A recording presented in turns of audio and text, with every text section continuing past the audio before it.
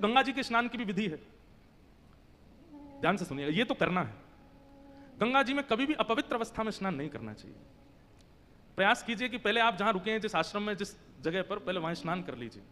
स्नान करने के बाद में शुद्ध वस्त्र पहनिए। महाराज जी आधे से ज्यादा तो इस बात को सुन के नहाने ही नहीं जाएंगे, बोले अब पहले कमरा में नहाओ। जो इतनी भीड़ लगती है, लेकिन वास्तव में आपको हम सत्य बता रहे हैं, बात बहुत ध्यान से सुनिए। पहले अपने स्थान पर स्नान कर लीजिए, बिल्कुल जैसे किसी विवाह में जाने के लिए तैयार होते हैं ऐसे तैयार होइए, बिल्कुल शुद्ध। गंगा कोई ऐसे जलाशय नहीं है कि बस कूद गए जाके, स्विमिंग पूल थोड़ी है, मंदिर है, साक्षात चलायमान मंदिर है हरि का।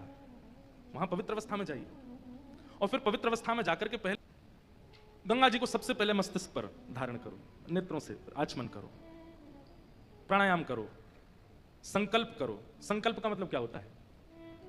हे मां, हमने सुना है कि आप पाप निवृत्त करती हैं, हमने सुना है कि आप व्यक्ति के जीवन को पवित्र करती हैं। हम निवेदन करना चाहते हैं कि हे गंगा मैया, हमारे अंदर बहुत अवगुण हैं, सद्गुणों की तो कोई ऐसी जगह नहीं है हमारे अंदर, पर अवगुण बहुत हैं। लेकिन ये अवगुण एक मेरे अंदर ऐसा है जिस अवगुण से बहुत लोगों को मैंने खो दिया, बहुत लोग मेरे जीवन से चले गए, और मुझे स्वयं भी पीड़ा होती है कि ये अवगुण मेरे अंदर क्यों है। मैं इस अवगुण का नाश करना चाहता हूं, हे गंगा मैया आप कृपा करो, मेरा ये अवगुण समाप्त हो। चाहे वो क्रोध का है, चाहे वो काम का है, चाहे वो लोभ का है, चाहे वो ईर्ष्या का है, चाहे वो द्वेष का है, चाहे वो कुछ बहुत अभद्र खाने का है, पीने का है, अशुद्ध वचन बोलने का है, ये जो भी अवगुण है, उस अवगुण की शिकायत कीजिए गंगा मैया से, उसका संकल्प लीजिए, आप इस अवगुण को नष्ट कर दीजिए। मैं वचन देता हूं कि पुनः ये अवगुण मेरे अंदर ना उत्पन्न हो, इसकी मैं पूरी सावधानी रखूंगा। और ऐसा कह के अपने वस्त्र, कुछ वस्त्र तो होने चाहिए शरीर पर, और वस्त्र उतार के फिर गंगा जी में प्रविष्ट हो जाओ। गंगा जी में शरीर को मलना नहीं चाहिए। गंगा जी में किसी भी प्रकार की किसी वस्तु से अपने शरीर को, साबुन लगा रहे हैं, शैंपू लगा रहे हैं, इससे तो पाप और होता है। गंगा जी में स्नान करो और साक्षात, अब बंधुओं देखो कितनी अच्छी बात, ये विचार करके नहीं कि नदी है, ये विचार करके नहीं कि जलाशय है, ये विचार करके कि साक्षात संचिंतयेत भगवतः चरणारविंदम, श्री राधारमण लाल जी के परम कोमल चरणों का स्पर्श करके ये पावन शीतल जल आ रहा है।